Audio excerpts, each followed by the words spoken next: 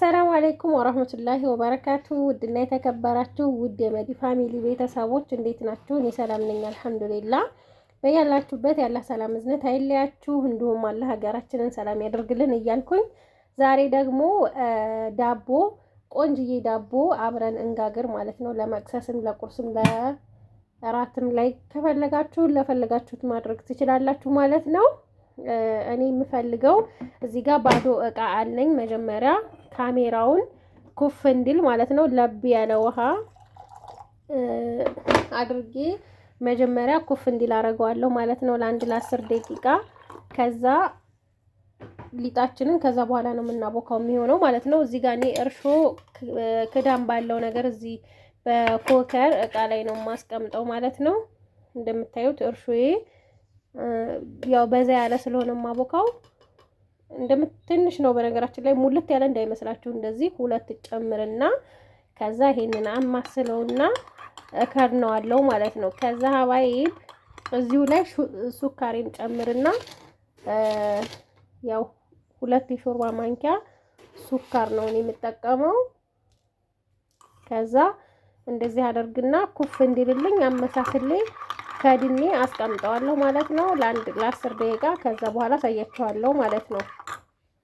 ከዛ ሀባይብ 8 ደቂቃ ከቆየ በኋላ እንደዚህ ካሜራችን እንደዚህ ሆኗል ማለት ነው።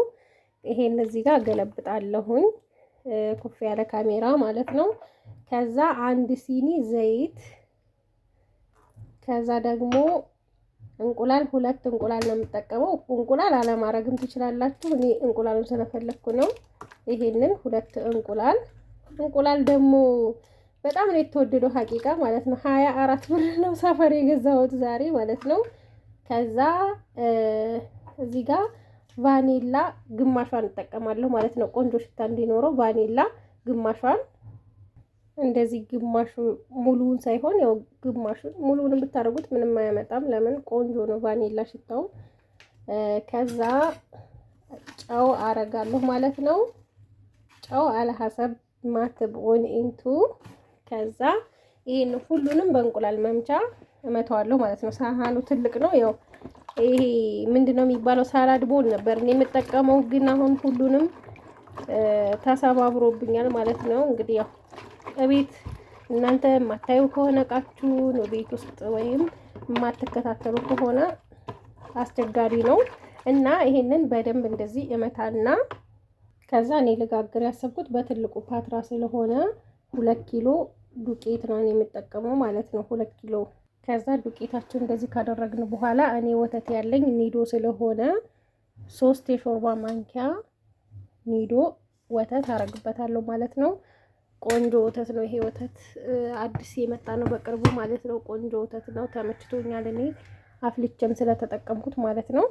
ከዛ ፒክን ፓውደር መጨረሻ ላይ ከላይ ፒክን ፓውደር አረጋለሁ ማለት ነው። 1 የሾርባ ማንኪያ የሚሆን ቆንጆ ያረግልናል ማለት ነው።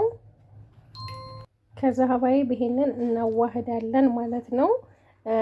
እንትን ቢኖር ዝብዳ ቢኖር ቆንጆ ነበረ፣ ላኪን ዝብዳ የለም እዚህ እኔ አላገኘውም እስካሁን። የገበታ ቅቤ ተብሎ የሚመጣው ከእንትን አልተመቸኝም ማለት ነው። ከዛ ይሄንን በደንብ አዋህጄ በደንብ አቦካዋለሁ ማለት ነው። ቆንጆ እንዲሆንልኝ በደንብ መታሸት አለበት። ለብ ያለ ውሃ ነው የምጠቀመው ማለት ነው። ከዛ እንግዲህ ሀባይብ እንደዚህ ቢጫ ከለር ነው የሆነው። ማሻአላ በጣም ቆንጆ ሆኖ መሬት አውርጄ ነው ውሺ ተንበርክኬ ነው ያሸሁት። እሺ በደንብ መታሸት አለበት። እንደዚህ ቆንጆ ሆኖልኛል ማለት ነው። በደንብ አሽቸዋለሁኝ። ከዛ ይሄንን ትንሽ አሁን ማሽና ክድና አድርጌ አስቀምጠዋለሁ ለ1 ሰዓት ተኩል የሚሆን ኮምቦልቻ ሙቀት ነው እንደምታውቁት፣ ይቦካል አይቆይም ማለት ነው። ለ1 ሰዓት ተኩል ብቻ ነው የማስቀምጠው። ቆንጆ ሊጥ ነው የሆነው ሀቂቃ ማለት። ከዛ ሊጣችንን በዚህ መልኩ አድርገን ክድን እናደርገውና ሊጣችን እንደዚህ በደንብ ኩፍ ብሎልናል ማለት ነው። እንደዚህ ይሄ ኩፍ ካለ በኋላ በፓትራችን ላይ ዱቄትና እንደዚህ እንዳይዝ ማለት ነው ዘይት እናረግበትና ከዛ ዳቦ ማነው ሊጣችንን እንትን እንላለን ማለት ነው። እዚህ ጋር እናረጋለን ማለት ነው። እኔ ልክ እንደ ክብ ዳቦ ነው የማደርገው። ሙሉ ለሙሉ እዚህ ላይ ጣል ሳይሆን ቁርጥ ቁርጥ እያረኩ እዛ እንደዚህ ኩራ ኩራ እያረኩኝ እዚህ ጋር ዙሪያውን አረጋለሁ ማለት ነው። ከዛ ዳቧችንን እንደዚህ ከቆራረጥን በኋላ ትንሽ ከድነን እናስቀምጠዋለን ማለት ነው፣ ኩፍ እንድልልን። እስከዛ ኩፍ እስከሚል ድረስ ኢኮሳናችንን እንለኩሳለን ማለት ነው። እዚህ ጋር ኢኮሳናችንን እናበራለን ማለት ነው፣ ከላይም ከታችም እንዲሞቅ ማለት ነው። አሁን ላይ ኢኮሳን ስንት ሆኗል እያላችሁ የነበረ በዋናው ቻናሌ ኢኮሳን 26500 ብር ሆኗል በአንደኛው ማለት ነው። በተመሳሳዩ ደግሞ 17000 ብር ነው። ላኪን ኢኮሳን የሚገዛበት ጊዜ ያለው ማለቴ አንዳንድ ጊዜ ምርቶቹ ሲዘገዩ ያስወድዱታል ማለት ነው። ግን ምርት ሲመጣ ይቀንሳል። ለምሳሌ 26500 አሁን እንደሆነ አይቀርም 20000 ሊሆን ይችላል ወይም 18000 ብር ሊሆን ይችላል። እንደዚህ ነው የሚሆነው ሲመጣ ማለት ነው። እና ኢኮሳናችንን ከታችም ከላይም ነው ያበራሁት።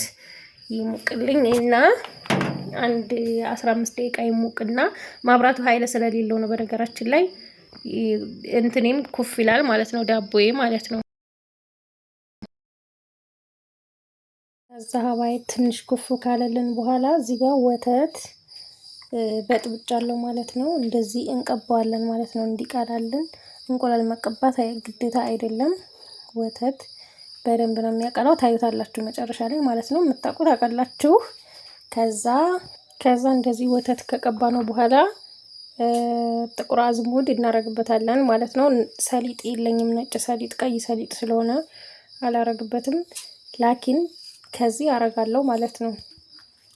እንደዚህ እናሰንስበታለን ማለት ነው። እኔ ጥቁር አዝሙድ በጣም ነው የምወደው። እናንተስ? እኔ በጣም ነው የምወደው። እንደዚህ ካደረግን በኋላ ወደ ፍሩን እንደዚህ ያስገብተናል። ሲበስል ደግሞ እናያለን ማለት ነው።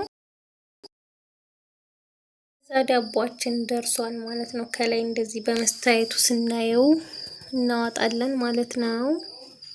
ከዛ ሀባይብ ዳቧችን እንደዚህ ሆኖ ደርሷል። ማሻአላ የሆነ ዳቦ ነው የሆነው። ትኩስ ነው እንደምታዩት ማለት ነው። ማሻአላ ሆኖ በስሎልኛል።